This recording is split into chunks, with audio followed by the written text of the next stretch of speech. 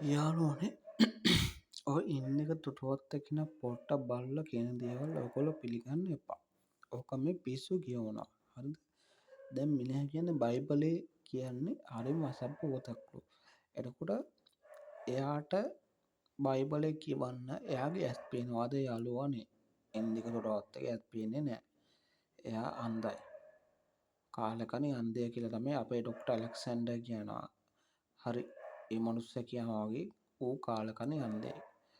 හරිද? ඔය අපේ යේසුස් වහන්සේට අපහාස කරනවා, බුදුන් වහන්සේට අපහාස කරනවා, මරියම් මව්තෙමීටත් අපහාස කරනවා. මේ ඉතින් ආගම් වලට අපහාස කරනවා. හරියට රංජන් වගේ. හරිද? රංජන් උත්සාහ හදන නිරාගමිකයෙක් වෙන්න. හදන්නවද? ඔය රංජන් හරියට දැන් ඌට නමක් හදලා දෙන පොක් මහත්තයා කියලා ඇත්ත. මොකද ඌ නිලියන්ගේ අදුම් මාර්ගේ අරිනවා කියලා මට ආරංචියක් ආවා. හරි මිනිහා කරන්නේ ඒක. මිනිහාට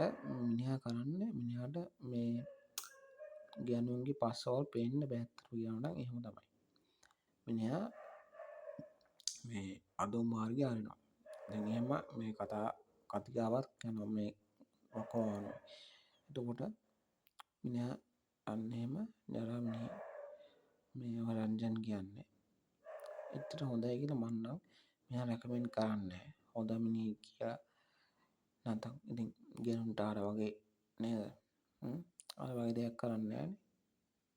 ඉතින් මිනිහාගේ රෙකෝඩින් වල කියනවනේ මේ මොකද්ද මේ හිරුණිකාට කියනවනේ ආබාවා මේ ඔයා ඉස්සරහා මේ කරොත් තමයි දරුවෝ හම්බෙන්නේ.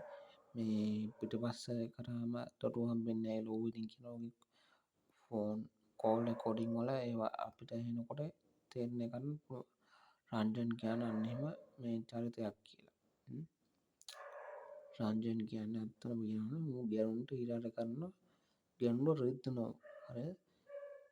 ඌ ඇවිල්ලා දැන් අනුර කියන්නේ කාම විකෘතික මානසික ආබාධ තියෙන මේ මිනිහෙක්. ඔය අනුර කියන මිනිහා ඇත්තටම කියනවා අනුර මානසික රෝගියෙක්. බෙහෙත් බොන්න අවශ්‍යයි. මානසික ප්‍රතිකාර මිනිහට අවශ්‍යයි. හරිද? මේ මිනිහා පිස්සෙක් උම්මත්තකෙක්. ඔක උම්මත්තක ධනාධිපති කෙනෙක් තමයි ඔය අනුර කියන්නේ. හරියටම කියනවා නම් ට්‍රම්ප් වගේ. ට්‍රම්පුත් එහෙම නිකන් ඉන රටවලට මේ මිසයිල් ගහනවනේ අන්න ඒ වගේ තමයි ඔය අනුර කියන මිනිහත්. අන්න එහෙම තමයි මේ අනුර කියන්නේත්. එච්චර හොඳයි කියලා මම නම් කියන්නේ ඌට.